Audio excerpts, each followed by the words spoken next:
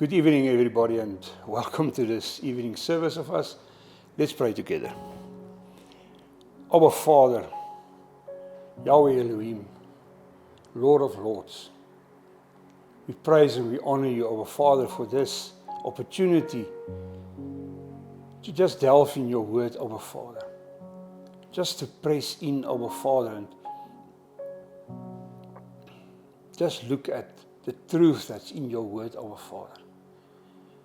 Our Father, I pray that this word will sanctify the bride, our Father. Because, our Father, this is not a soothing word, this is a hard word, our Father. This is a word, our Father, that cuts through the flesh into the heart, our Father. And it is for each and every one of us, our Father. Our Father, I pray that the words that come from my mouth, that it will be to honor and praise you, our Father. That it will be from your throne room, our Father, and that you will, if something that I say is not from you, our Father, that you will block those words, our Father. Thank you, our Father, that I can ask this in the mighty name of Yeshua Mashiach. Amen. As I said, guys, good evening and welcome to the Sunday evening service of us. I hope that you will enjoy the time with us. What is the first thought that comes to your mind, my brother and sister, if you hear the word lust? Now, if you ask somebody this question, what their perception of lust is, 99% of the time you will get the response that it is of a sexual connotation. And that is correct. But that's not the only form of lust. Lust is deep-rooted in our lives, and each of every one of us encounters it and struggle with it on a daily basis.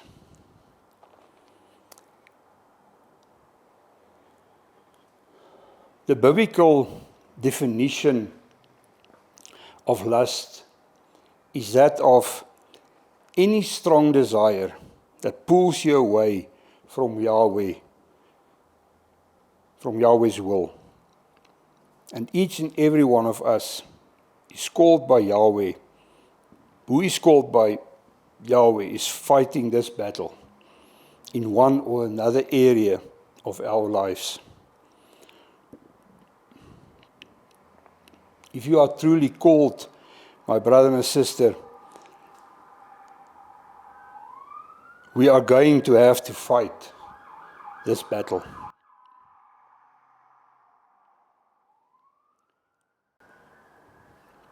In the very first sin in the Bible, lust was used by Satan to deceive the children of Yahweh. Firstly, Satan planted the seed of doubt by questioning the real meaning of Yahweh's instruction to Adam and Eve. And then he very cunningly, creates this lust of power and to be like the great I am.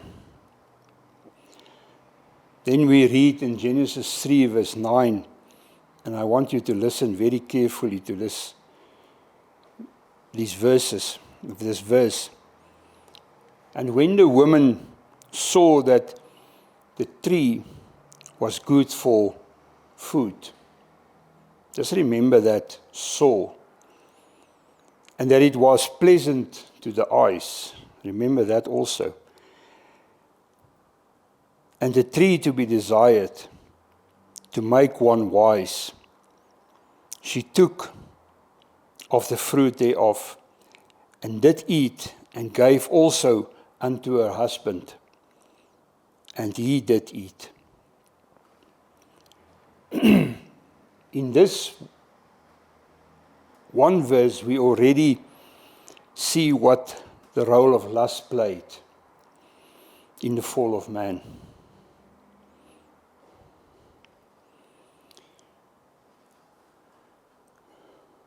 We are going to look at 5 areas where the enemy uses lust to attack and destroy the bride. And then we are going to look at one of the tribes of Israel and how lust literally destroyed this tribe. We are going to see how these 5 lusts played a role in the life of this tribe. The first form of lust that we are going to look at is the lust of the flesh.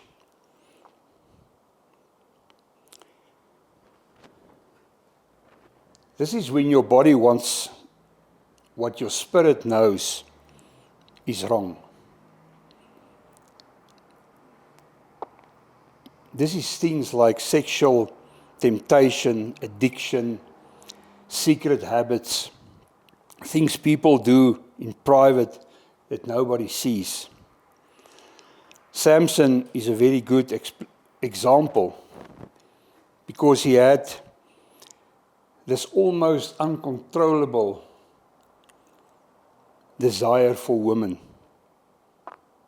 Women which eventually caused his downfall.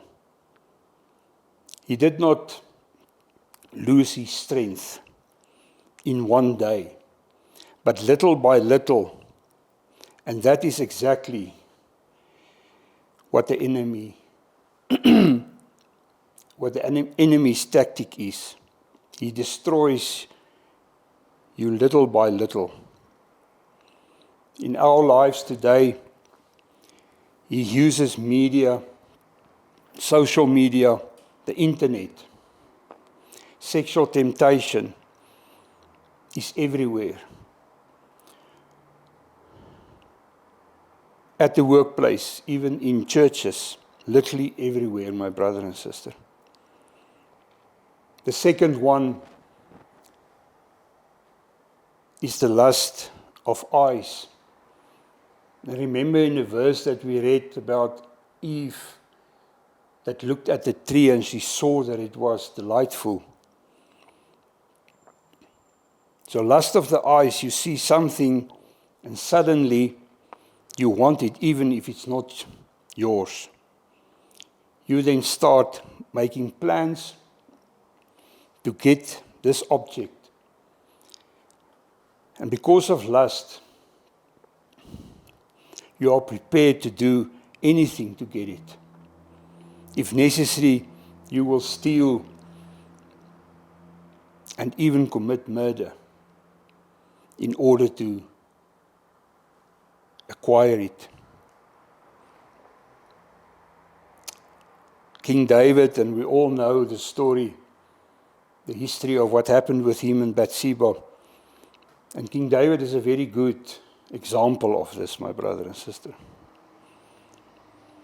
The third one is the lust for power and control. We want power, we want control, influence, followers, position, attention. To achieve this, we will start wars and rebellions to achieve our goal in obtaining this. The son of King David, Absalom, is a very good example of the sin of lust, of power and control. The lust for power and control even manifests in ministries where people do not want to submit and to serve. They just want to be seen, have influence and control. The fourth one is the lust of money and possessions. In 1 Timothy 6 verse 10, we read, "For the love of money is the root of all evil, which while some coveted after, they have erred from the faith and pierced themselves through with many sorrows. There is nothing wrong, my brother and sister, with money, but the love of it is where the devil tempts and destroys the bride.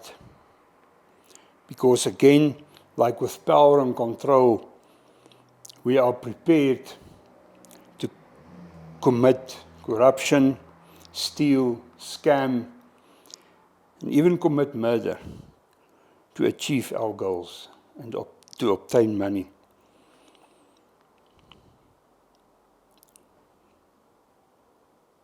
Judas, one of the disciples of Yeshua, is a good example of the lust after money. Then the last one is the lust for approval. This is the area where the bride of Yahweh, who are called to serve in ministry, are tempted and are falling. People are looking for approval from people,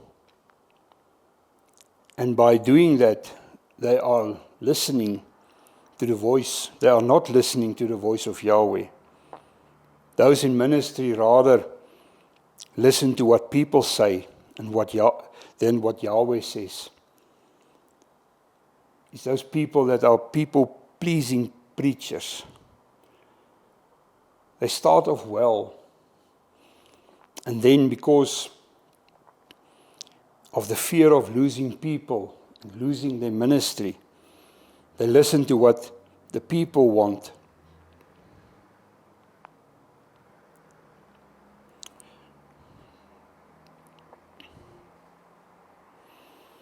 And in doing that, they move away from the calling that Yahweh have on their lives. King Saul, the first king of Israel, is an example of this. He wanted to please the people, and in doing so, he lost the anointing of being the king and his soul. He lost his whole kingdom.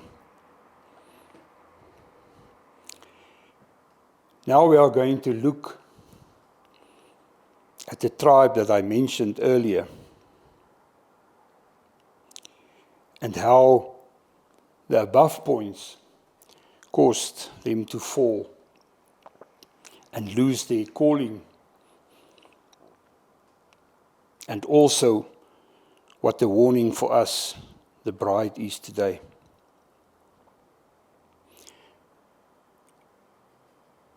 We already studied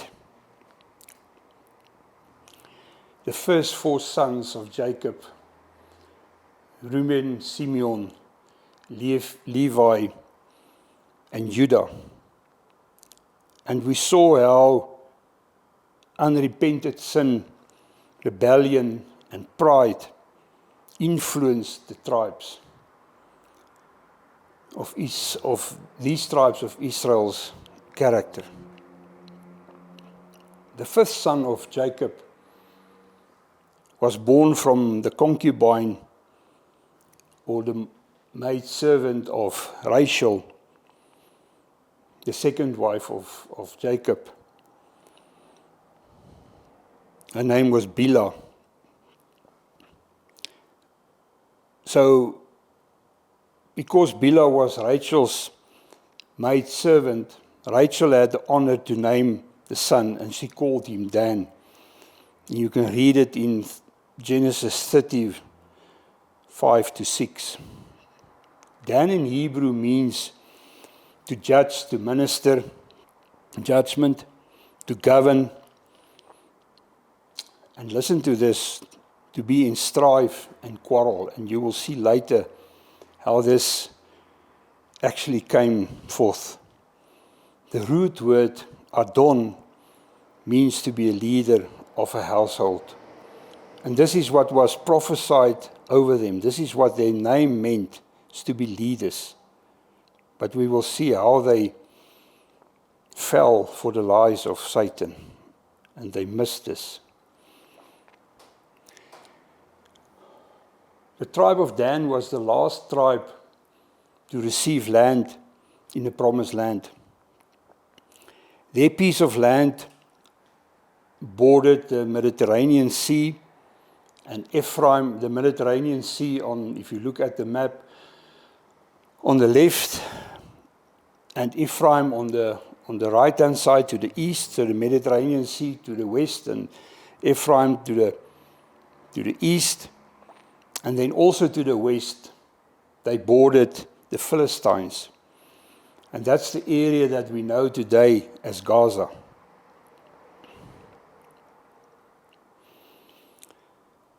So unfortunately, Dan had this characteristic of not being content with their situation. And we saw in the 5 types of lust that we studied that the enemy uses not being satisfied with our situation for us to start looking at other people, at other places, at other situations. And the enemy uses this to lure us away from the calling that Yahweh has for us as the bride. And this is exactly what happened to the tribe of Dan. Now, just for interest's sake, Samson, which I mentioned earlier, came from the tribe of Dan. And he was called to be a judge. And we saw that to judge is one of the meanings of the word Dan in Hebrew. Samson, because of his uncontrollable desires for women, fell into the trap that Satan set for him. Because Dan bordered Gaza, where the Philistines lived, they were constantly under attacks from the Philistines. And because of this, they became discontent and rebelled about the piece of land that were allotted to them. So instead of standing up and fight the enemy, they started looking at another piece of land to move to. They were in this promise, my brother and sister, but they were not satisfied with the promise. Just think how dangerous this is. If you're not satisfied with what Yahweh promises to you. Dan then decides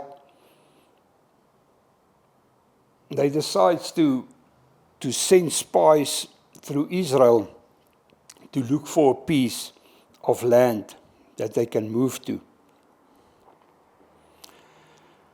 And they go through the whole of Israel, from the south to the north.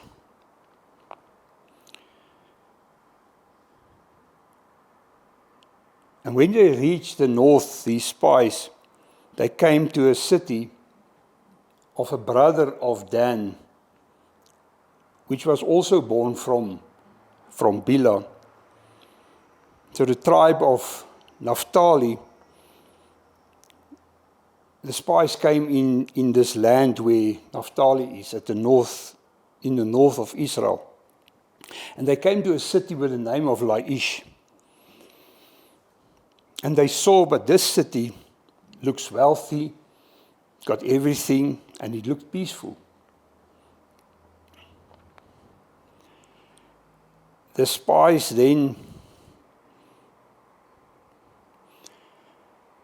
came back to Dan, to the area where Dan was at that stage. And they reported that they find the right place for the tribe of Dan to settle down. And the tribe then decides to move to Laish. Now you see, my brother and sister, how not being in content with the promise that Yahweh have started to be, you start to get being pulled away slowly from the promise of Yahweh, from the calling that He has on your life.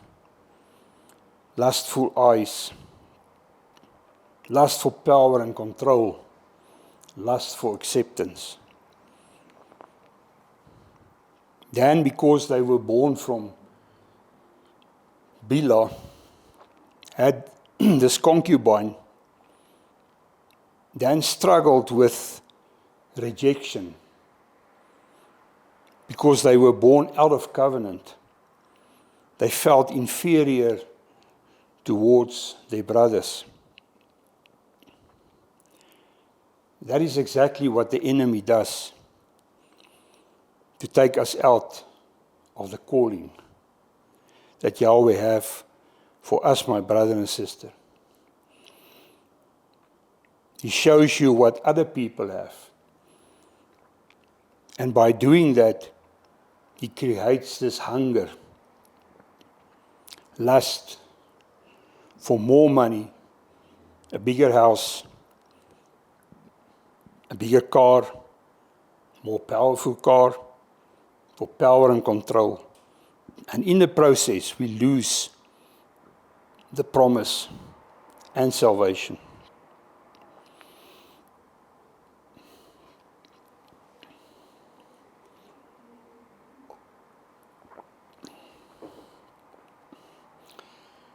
The tribe then decides to leave their allotted piece of land. And they started moving towards Laish, to the north of Israel. On the way there, they traveled through the land of Ephraim, which was next door to them. And in Ephraim, in the land of Ephraim, they encountered Micah, who had his own Levite priest. And while they were at Micah's place, they robbed Micah from his graven image. So he was already in adultery, and ephod. Plus they convinced the Levite priest to join them, because then he would have a bigger tribe that he can minister to. And obviously, that means for the Levite priest, this was a young priest, a higher position and a higher income. You see, my brother and sister, how this lust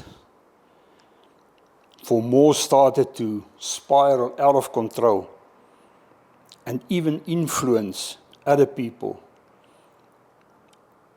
and involving them in the rebellious nature of being in discontent with their position and promise.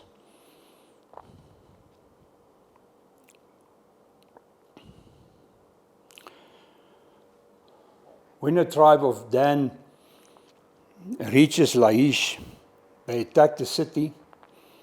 They kill their own flesh and blood, their brothers and sisters, and occupy the city. And then they rename the city to Dan. Just look what jealousy does.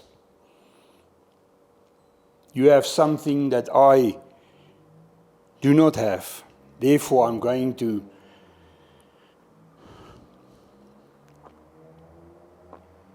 and I'm prepared to wipe you off the face of the earth in order to get what you have, what I want. Lust and jealousy walks hand in hand, my brother and sister.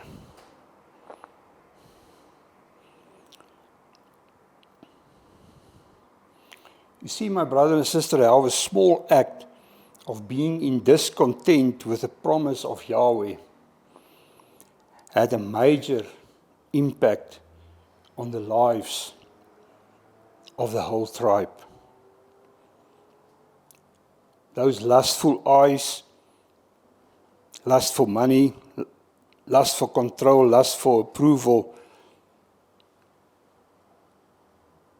because I feel rejected and not worthy.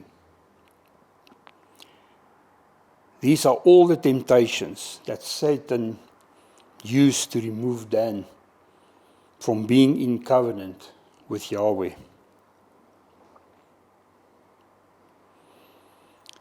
The promise was given to the tribes, to all the tribes of Yahweh, of Israel, by Yahweh, that He will fight for them, and none of the people in the promised land shall be able to stand before them. That was the promise that He gave them. We read that in Joshua 1 verse 5.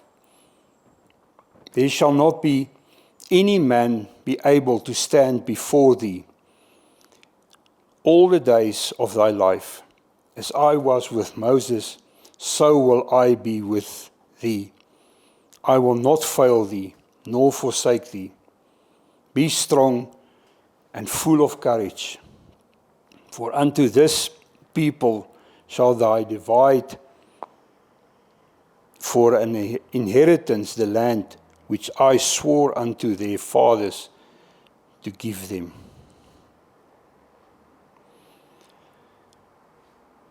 My brother and sister, the tactics of Satan has not changed from the beginning, as we saw in Genesis 3. He will tempt you through lust in order to deceive you.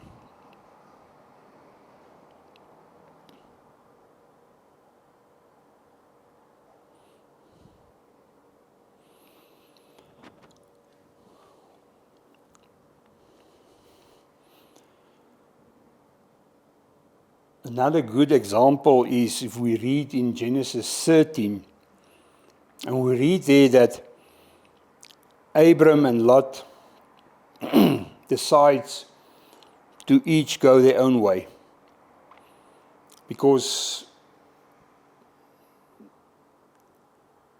the people, the herders of the flock, of the two, of Abram and Lot, they quarreled amongst each other and they fought amongst each other. And so Abram and Lot decides to go each their own way.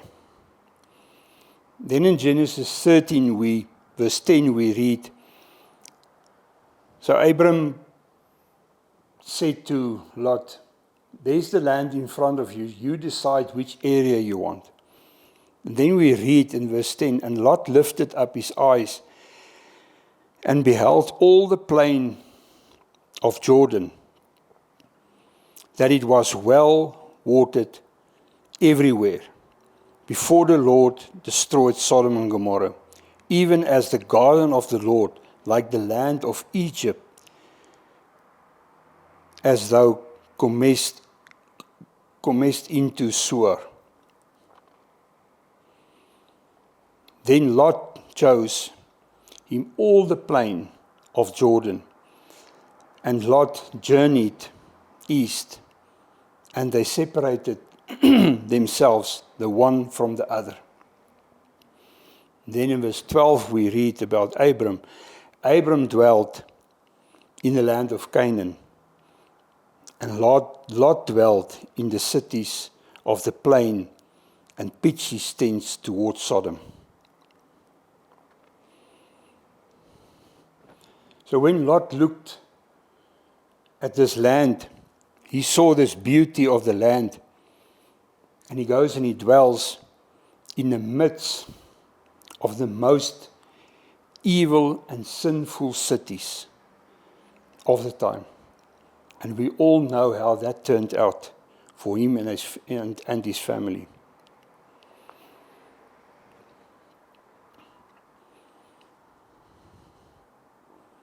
In this verse that we read, in verse 13, in Genesis 13, we see how because of Abram being in covenant with Yahweh, how Yahweh reveals his promise to Abram of being a father of believers. Dan, my brother and sister, because of their disobedience to the instructions of Yahweh, this eventually led the whole of Israel into idol worship. That's what lust after worldly things do eventually. It removes you from the presence of Yahweh Elohim. In the prophecy of Jacob over Dan, Genesis 49, verse 16, Jacob prophesied purpose over Dan. But in the prophecy, there's also a warning to Dan that the enemy will come and tempt him, and that is exactly what happened to them.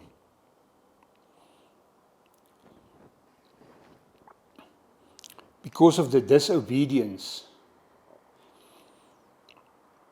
with their piece of promised land, instead of taking up the sword and fight in faith the attacks and attack the Philistines and walk into this promise of provision and purpose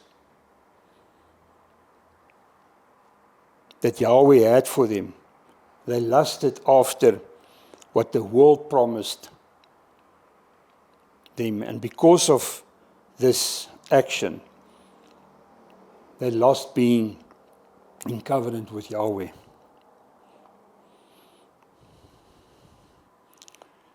In the process, they became destructive. They stole, destroyed, and murdered their own family. They destroyed the city. They stole the land. My brother and sister, we as believers in the Most High, Yahweh Elohim, are not immune to these attacks of temptations by the enemy. Even Yeshua was tempted by Satan while he was in the desert for 40 days. Matthew 4.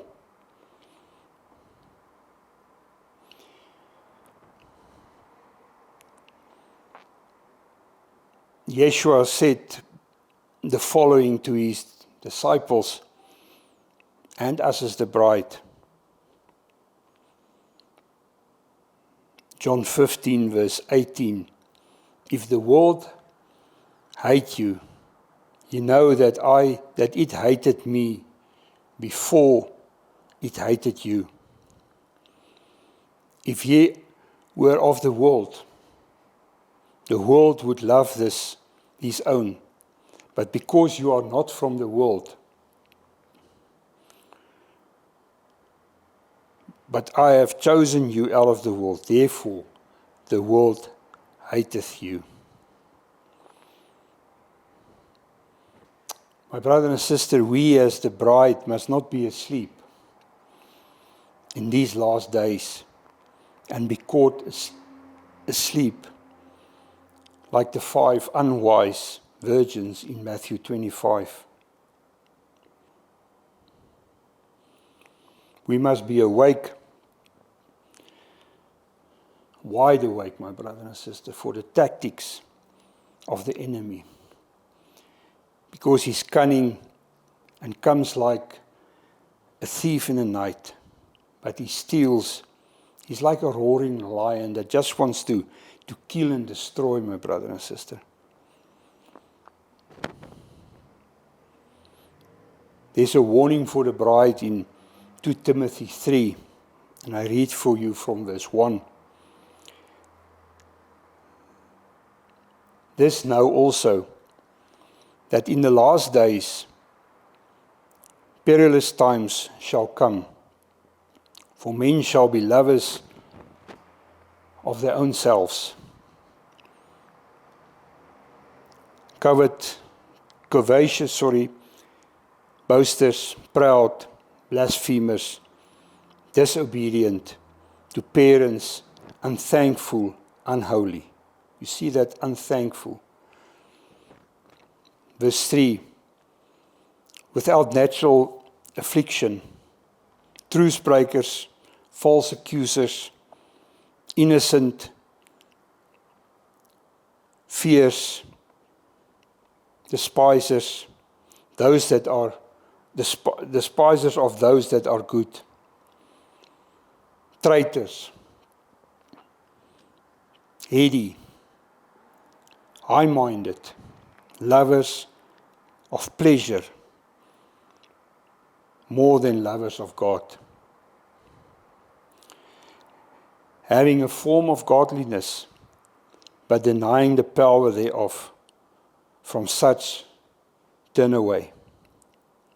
For of this sort are they which creep into houses and lead captive silly women laden with sins, led away with diverse lusts,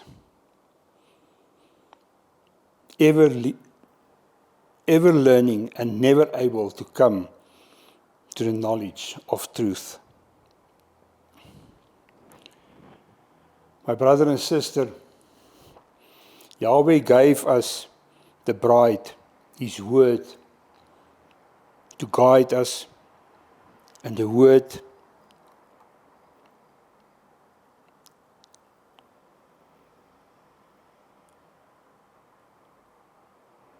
so that we can live in covenant with Him.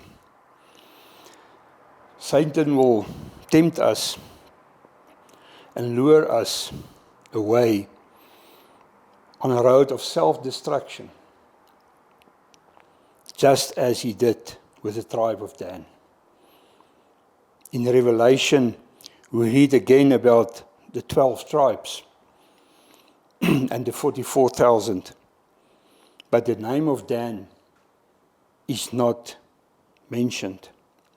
They are replaced by the tribe of Joseph, who splits into two, namely Ephraim and Manasseh. You see, my brother and sister, if we are in discontent with our Father, what He has with us, and we follow this temptations of lust, this is what will happen. We will lose our eternal inheritance. Let us not be tempted by lust for worldly things.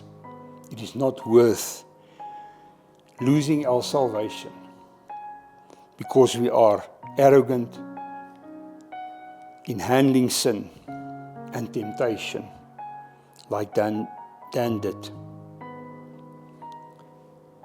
My brother and sister, our Savior, Yeshua, came to pay the price on Calvary, so that we, as the bride, can be set free from the bondages of lust.